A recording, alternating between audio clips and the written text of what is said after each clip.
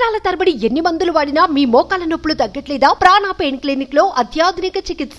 Welcome to Suman TV. తెలంగాణలో రైతు రుణమాఫీ పైన రాజకీయ దుమారం కొనసాగుతోంది.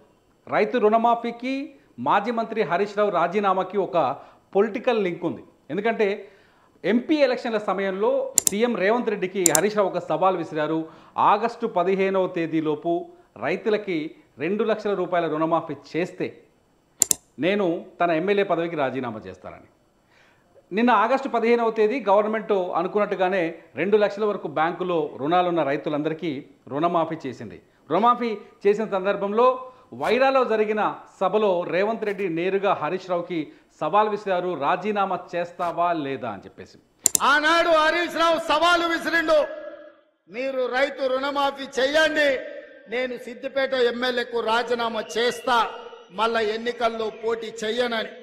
ఇవాళ ఈ వైరాగడ్డ మీద నుంచి ఖమ్మం ప్రజల సమక్షంలో హరీష్ రావు రాజీనామా చెయ్యి, హరీష్ రావు సిద్ధంగా ఉండు, సిద్దిపేటకు పట్టిన శని పీడ చీడ విరుగడవుతుంది, 15 ఆగస్టు లోపల 2 లక్షల వరకు రుణమాఫీ చేసి తీరుతామని మాట ఇచ్చిన.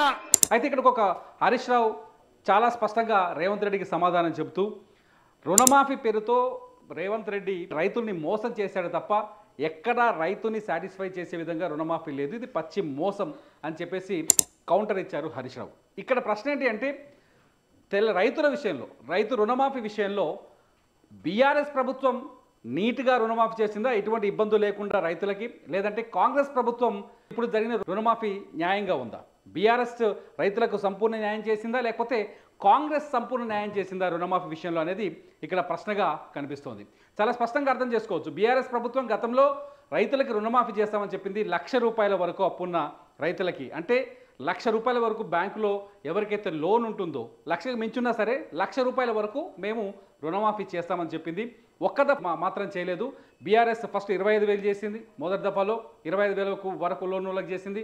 ఆ తర్వాత 50,000 వరకు లోన్ ఉన్నోళ్ళకు, బ్యాంకుల అప్పు ఉన్నోళ్ళకి రుణమాఫీ చేసింది. ఆ తర్వాత 75,000, ఆ తర్వాత 1 లక్ష. ఈ 4 దఫాల్ని 5 ఏళ్ళు పొడిగించింది. ఈ 4 దఫాల్ని 5 ఏళ్ళు లాగింది. 5 ఏళ్ళు లాగడం వల్ల ఏం చేసిందంటే రైతులు రుణమాఫీ అయితే కదా, ఎలక్షన్స్ ముందు ఇచ్చిన హామీ కాబట్టి ఆటోమేటిక్గా బీఆర్ఎస్ని నమ్మారు. ఎందుకంటే అప్పటికే కేసీఆర్ ముఖ్యమంత్రి అయ్యారు, ఒక 4.5 సంవత్సరాలు పరిపాలించారు, మరో 5 సంవత్సరాల కోసం అధికారాన్ని అడిగారు. ఈ సందర్భంలోనే రుణమాఫీ హామీ ఇచ్చారు. అయితే ఈ రుణమాఫీ విషయంలో బీఆర్ఎస్ ప్రభుత్వం 4.5 ఏళ్ళు లాగటం వల్ల చాలామంది రైతులు వడ్డీలు, బ్యాంకులో ఏదైతే అప్పు ఉందో ఆ అప్పుకి వీళ్ళు ఇచ్చిన మాఫీ వడ్డీలకి ఈక్వల్ అయింది. దీంతో రుణమాఫీ బీఆర్ఎస్ హయాంలో జరిగిన రుణమాఫీ ఫెయిల్ అయిందని ఒక ప్రచారం జరిగింది. ఈ నేపథ్యంలోనే కాంగ్రెస్ పార్టీ ఈసారి ఎన్నికల ప్రచారంలో చాలా స్పష్టంగా హామీ ఇచ్చింది. ప్రతి రైతుకు 2 లక్షల వరకు రుణమాఫీ చేస్తామని చెప్పింది. అయితే బీఆర్ఎస్ రుణమాఫీకి కాంగ్రెస్ రుణమాఫీకి తేడా ఏంటి? నిన్న హరీష్ రావు మాట్లాడుతూ చాలా స్పష్టంగా చెప్పారు. ఏం చెప్పారంటే, మేము 1 లక్ష రూపాయలు రుణమాఫీ చేస్తేనే 35 లక్షల మంది రైతులకు 17,000 కోట్ల ఖర్చు అయింది. ఇప్పుడు మీరు 22 లక్షల మంది రైతులకు రుణమాఫీ చేశారు, ఆ రుణమాఫీ మొత్తం ఖర్చు కేవలం 17,869 కోట్లు ఎట్లయితుందని ప్రశ్నిస్తున్నారు. అవును, ఈ ప్రశ్నలో ఒక అర్థం ఉంది. ఎందుకంటే బీఆర్ఎస్ ఒక్కొక్క రైతుకి దాదాపు రాష్ట్రంలో 35 లక్షలకు పైగా రైతులు ఉన్నారు, దాదాపు 70 లక్షలకు పైగా పాస్ పుస్తకాలు ఉన్నాయి. పాస్ పుస్తకాలు వేరు, ఇక్కడ రైతుల సంఖ్య వేరు. సో 35 లక్షల మంది రైతులకు రుణమాఫీ చేస్తే అప్పట్లో 17,000 కోట్లు అయ్యాయి. ఇప్పుడు 22 లక్షల మందికి, అది 1 లక్ష రూపాయల చొప్పున, ఇప్పుడు 22 లక్షల మందికి రైతులకు రుణమాఫీ చేస్తే 17,869 కోట్లు అయినాయి. ఇది పచ్చి మోసం, చాలామంది రైతులకు రుణమాఫీ చేయలేదని చెప్పేసి హరీష్ రావు చెప్పుకొచ్చారు. దీంతో ఎవరు న్యాయం చేశారు రైతులకు అనేది ఇప్పుడు ప్రశ్నగా మారింది. అయితే ఇక్కడ చిన్న లాజిక్ ఒకటి ఉంది.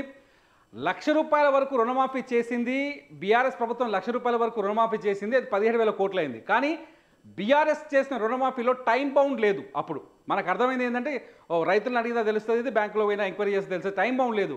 కానీ కాంగ్రెస్ చేసిన రుణమాఫీలో టైం బౌండ్ ఉంది. కాంగ్రెస్ చాలా స్పష్టంగా చెప్పింది, 12 తారీఖు డిసెంబర్ 2018 నుంచి 9 తారీఖు డిసెంబర్ 2023 వరకు ఈ గ్యాప్లో అప్పులు తీసుకున్న వాళ్ళకి కానీ, లేకపోతే పాత అప్పుని రెన్యువల్ చేసుకున్న వాళ్ళకి కానీ రుణమాఫీ చేస్తానని చెప్పింది. కానీ బీఆర్ఎస్ అలా చెప్పలే. మీకు అప్పటి వరకు బ్యాంకులో ఎంత అప్పు ఉందో అంత అప్పు వరకు 1 లక్ష రూపాయలు, ఆ మొత్తం అప్పులో 1 లక్ష రూపాయల వరకు మేము రుణమాఫీ చేస్తానని చెప్పింది. సో వాళ్ళకి బడ్జెట్ తక్కువైంది. వీళ్ళు టైం బాంబ్ పెట్టుకోవడం వల్ల కూడా బడ్జెట్ వీళ్ళకి, కాంగ్రెస్ వాళ్ళకి కలిసి వచ్చింది. ఇక్కడ ఇంకో విషయం ఏంటి అంటే కాంగ్రెస్ పార్టీ ఎలక్షన్స్ మేనిఫెస్టోలో ఒక విషయం స్పష్టంగా చెప్పింది, 2 లక్షల వరకు బ్యాంకులో ఉన్న వాళ్ళకే రుణమాఫీ చేస్తామని చెప్పింది. కానీ ఆచరణలోకి వచ్చేసరికి కాంగ్రెస్ నాయకులు చెప్తున్నారు, మేము ప్రతి రైతుకి ఏదైతే 35 లక్షల మంది రైతులు ఉన్నారో ఇప్పటికి 22 లక్షల మంది రైతులకు మేము రుణమాఫీ చేసినాం. ఇంకో 6 లక్షల మంది రైతులు ఉన్నారు. ఎవరైతే 2 లక్షల కంటే ఎక్కువ బ్యాంకులో లోన్ ఉందో ఆ 6 లక్షల మంది రైతులు ఉన్నారు. 6 లక్షల మంది రైతులకు కూడా 2 లక్షల రూపాయల వరకు రుణమాఫీ చేస్తామని చెప్తున్నారు. సో మొత్తంగా కాంగ్రెస్ మాట నిలబెట్టుకున్నట్టు అయింది. హరీష్ రావు సవాల్ని హరీష్ రావే నెగ్గినట్టుగా అయింది. మొత్తంగా తెలంగాణలో మాత్రం ఈ రుణమాఫీ రాజకీయం ఒక కొత్త చర్చకు దారితీసింది. చివరికి రైతులకి ఎవరి వల్ల న్యాయం జరిగింది అనేది ఇప్పుడు ఇక్కడ ఆసక్తికరంగా మారింది. చూద్దాం, కామెంట్స్ రూపంలో మీరే చెప్పండి, హరీష్ రావు నెగ్గాడా ఈ సవాల్లో, లేకపోతే రేవంత్ రెడ్డి నెగ్గాడా అనేది మీ కామెంట్స్ రూపంలో తెలియజేయండి. మీ బిజినెస్ ఏదైనా మీ ఊర్లో ప్రమోషన్ చేయాలంటే అది సుమన్ టీవీతోనే సాధ్యం. ఇప్పుడే సంప్రదించండి.